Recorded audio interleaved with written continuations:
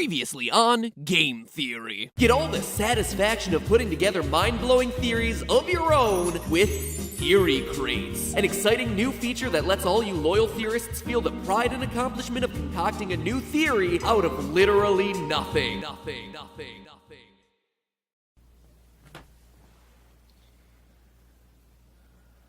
I've made a severe and continuous lapse in my judgment. I'm simply here to apologize. I've heard your concerns about Theory Crates potentially offering theorists an unfair advantage when crafting fun, mind-blowing videos for YouTube, so I have decided to put the cameras down, be purchased anymore. I'd like to apologize to the internet. I'd like to apologize to anyone who's seen the video. I'd like to apologize to anyone who has been affected or touched by loot crates or loot boxes or any loot-containing vessels of any kind. I'm disappointed in myself. And I promise to be better. I will be better. At least until you guys are less mad at me, at which point I will sneak Theory Crates back into circulation just to show you how much I respect you as consumers. Thank you.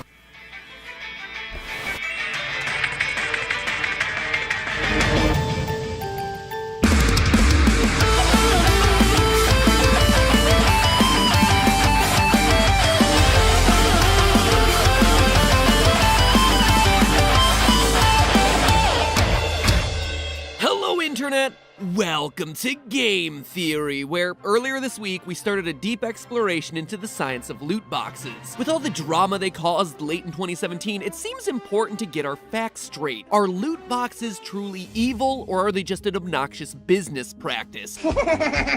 Are game makers actually manipulating us into gambling our money away? So far, we've looked at some general tricks both casinos and loot boxes use to hack our brains into spending more money. But today, I'm gonna take it one step further, because these game makers, casinos and game developers alike, are targeting not just you as a human, but you as an individual. Watching when you specifically play and how you specifically play to capture you when you're most susceptible. Sound a bit too Orwellian, like Big Brother is watching? Well, as you'll see, it's not that far off. Are these practices wrong? Are they illegal? I'll leave that for you to judge. But what's happening is very real and targeted directly at you. So it's essential that you and all the rest of gamers be made aware of it. So let's step up to the table, roll the dice, and hope we don't crap out. When it comes to tracking individual player habits, the casino business has been doing it for decades. The Caesars Entertainment Corporation, formerly Harrah's Entertainment, introduced their Total Rewards card back in 1997, a membership card that allowed casino guests to earn extra perks by gambling. The program provides a nice incentive to keep players coming back for more. The more you spend, the more rewards you get for food, shopping, and alcohol at the casino. On the surface, it doesn't seem like that big of a deal, but that one card turned Harrah's into one of the most profitable casino chains in the world, allowing them to buy out the Las Vegas Strip's iconic Caesars Palace in 2005. Because here's the thing, giving you as a player extra benefits wasn't the goal of the card. Spoiler alert for life, guys, it's never the goal to give you extra benefits. No, the real secret behind the Total Rewards card was that it allowed the casino to track each player's behavior every time they visited, because it required players to swipe into each machine they went to, swipe out when they were ready to leave, and swipe into whatever machine they headed to next. The casino was able to start tracking individual players' movements and habits. With enough time, they were able to figure out what a person's favorite games were, right down to whether they prefer playing slots with the Wizard of Oz, Britney Spears, or Big Bang Theory. Even the exact amount of money they're willing to lose before they decide to call it quits. Knowing this, Caesars casinos were able to not only structure their casino layout to optimize for the games that tended to be played together, making sure that players were always within arm's length of their favorite slots, but more importantly, they were able to pinpoint exactly when a gambler was about to reach their breaking point, and then send over a lady in a sparkly bikini to offer him a free meal, a free drink,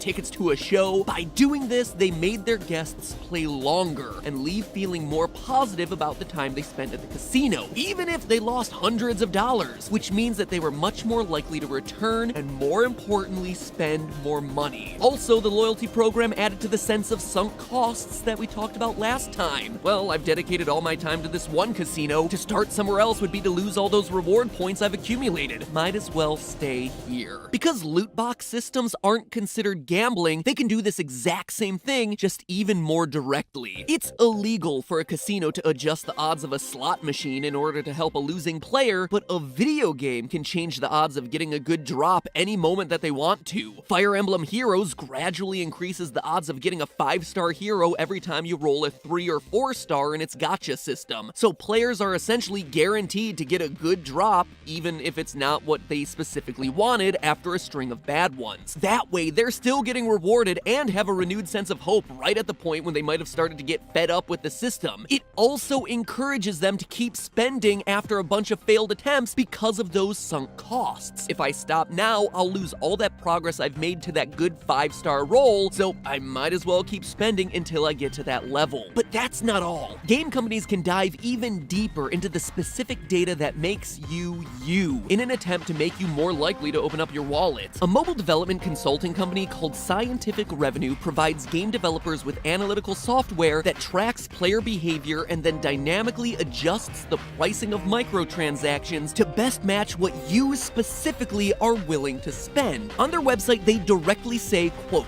"Different people respond to different prices at different times. So why offer the same prices to everyone? To maximize revenues, you need sophisticated user profiling and prices that are tailored to specific users." End quote. Their sole goal is turning players into payers. Or more specifically, as their site says, turning free users into paid ones and keeping more whales. I didn't realize that giant sea mammals could manipulate game devices with their fins, but hey, game on, my belugas! Game on. While it's certainly scary to see how the company's whole premise is using data to read our minds in an attempt to get us to spend money, you have to admit, the idea certainly makes sense in theory. Of course, people are willing to pay different amounts for something, and when the thing being sold is a digital item that costs the company practically nothing to make, you can choose whatever price people will pay. Never mind the ethics of people paying different amounts for the same exact item. Anyway, the long and short of it is that it works. Scientific Revenue boasts a 20 to 40% boost in in-app purchases for games that use its software. While researching for this episode, I stumbled across a fascinating video by Jim Sterling, who did an incredible expose on the company, so if you want to learn more, I've linked to it in the iCards at the top. Check it out. Jim is excellent at doing these sorts of things, so I highly recommend watching that. And Scientific Revenue is far from the only one in this business. Kotaku discovered a patent owned by Activision that uses player info to push gamers into buying microtransactions and loot boxes. Basically, what this tool is able to do is identify items that might interest you as a player and then match you against other players with more skill who own and use that item. That way, you're in a match, you see the item, you see how good the other players are with it, and you want to get it for yourself so you too can be as good as those other guys. In short, as games track more and more of your data, and as technology continues to understand gamer behavior better, games are being tuned more and more precisely to get you to spend money. And with a combination of player metrics and psychological sciences working against you, it's a lot to resist, even if you're not typically someone who spends money on games. So, all things told, across these 2 episodes, this is a partial list of everything that is stacked against you. Skinner box reward models, free trials that get you over your loss aversion and into a state of sunk costs, illusion of control, dynamic odds precisely tuned to your play habits, flexible pricing to hit you where you're willing to pay, and even matchmaking services to get you excited about new items. Oh boy, that's a lot. But we have to go back to the underlying question here. Is it gambling? Is it dangerous? As much as it might seem that this is a clear-cut case of companies squeezing us for every last dollar by exploiting our desire to get a rare item out of a random box, there is another side to this story. Like every issue, there's a lot of nuance to this subject, but as I think we all know, in a world where your thoughts need to be condensed to 280 characters, nuance is a hard sell. It doesn't get the retweets, but when you actually stop and look at loot crates, they've been been around for over 100 years.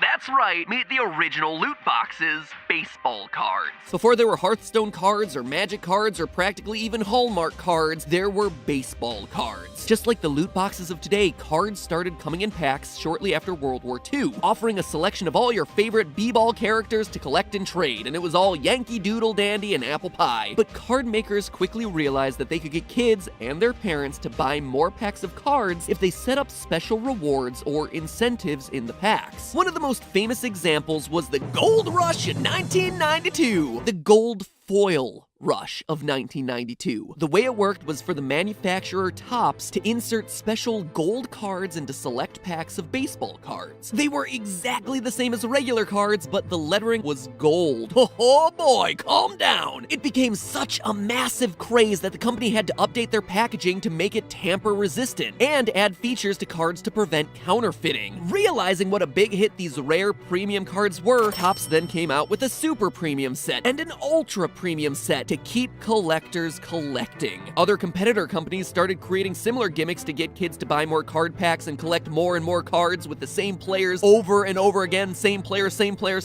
just a special font, a heavier cardstock, a shiny gold label. So even if you've never touched a video game, if you or your parents parents have ever opened a set of baseball cards, they've participated in these same psychological phenomena that I've been talking about this whole time, from the dopamine anticipation pathways to the sporadic rewards to the loss aversion principles. So if this practice has been going on in safe, kid-friendly hobbies for literally a century, can it actually be harmful? Well, interestingly enough, shortly after the 1992 gold foil craze, the exact same discussions happening now around loot boxes started happening around baseball cards. The Wall Street Journal came down hard on the principles of card collecting as gambling and lamented its loss of innocence back in 1996. In 1999, the New York Times brought the same issue up again, but instead of baseball cards, it was Pokemon cards, claiming that the Pokemon card lottery system was a form of gambling for children. You know the phrase, "those who don't read history are doomed to repeat it"? Well, here we are. The argument is cyclical, with a ton of the major toy crazes from the past few decades being ultimately based on some kind of random prize system, or, to some people, gambling. So, how did all these issues shake out in the past? Why is this still an issue nearly 30 years after the first gold foil baseballer hit store shelves? Well, one of the biggest arguments that have kept these issues from moving forward in the past is that there are some genuinely big differences between what we classify as gambling and what happens with card packs and loot boxes. In a casino, you're betting money that you'll win, but if you don't, you leave the casino with nothing. Your money literally disappears into the casino vault and you get nothing in exchange. Systems like loot boxes, though, or Magic cards, or Pokemon cards, or baseball cards before them, or even those eBay mystery boxes that vloggers have been spending egregious amounts of money on lately, those don't work like this. In the case of loot boxes, you're always buying something. You never hand your money to Blizzard for a loot box and find that that loot box is empty. That would be what a casino's like. Maybe you get something, maybe you don't. But in this case, you always get something. You just don't know whether it's the something that you wanted. And where you might not want the skins or sprays in the box, for someone else, it might be exactly what they were looking for. There's no gaming company that's actually participating in a system where you give something and get nothing. So here's the deal. Would you rather have loot boxes that give you nothing and then have the government classify them as gambling and regulate them, or would you rather just keep them the way they are, unregulated? That seems to be the option that we're faced with here. Or if you do want to call loot boxes as they are today gambling and then regulate them, where does it stop? You'll also need to regulate Magic cards and baseball cards and, by logical extension, bags of Skittles. And if you think that sounds stupid, why? Consider this. I buy a bag of Skittles and expect a certain number of red and purple ones because they're obviously the best flavors, but instead I always end up with like 70% yellow and orange. I lost the gamble. My loot bag of Skittles gave me a bunch of crap flavors, and I am outraged. Well, that seems like an extreme example. It's a slippery slope towards any product that involves random chance, and the lines only get blurrier the further you go. So there you have it. The scientific arguments against loot boxes and the philosophical rationale for them. Like I said, it's not an easy debate, but what's most important is that we as players stay aware of the psychology that goes into every game that we download or pick up off the shelf. Let 2018 be the year here where we get smarter as players and educate other gamers on the tactics being used to separate us from our money. Knowing and understanding the systems in place to take advantage of our basic psychology helps you to avoid them and ensures that your in-game decisions are being made by you, not by a company manipulating you. But hey, that's just a theory. A game theory. Let 2018 begin.